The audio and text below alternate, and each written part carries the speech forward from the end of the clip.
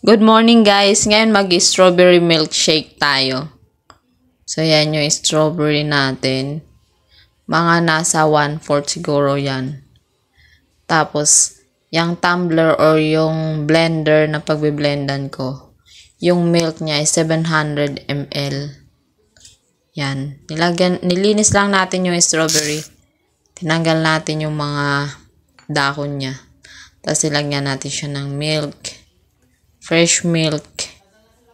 Tapos hindi natin siya lalagyan ng asukal. Pero kung may honey kayo guys, mas maganda kasi mas masustansya siya compare sa sugar.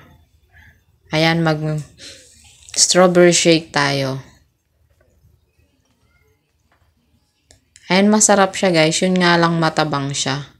Pero kung matamis yung strawberry nyo, matamis din yung lasa niya. Kaya lang yung strawberry na bili ko, hindi siya ganun katamis. Tapos medyo maasim siya.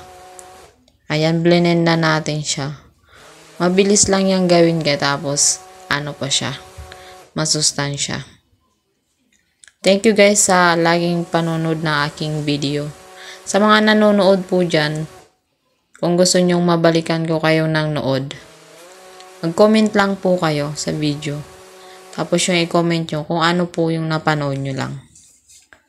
Ayan guys, yan na. Tapos na ang ating strawberry milkshake. Sa sunod guys, strawberry with banana naman yung gagawin ko.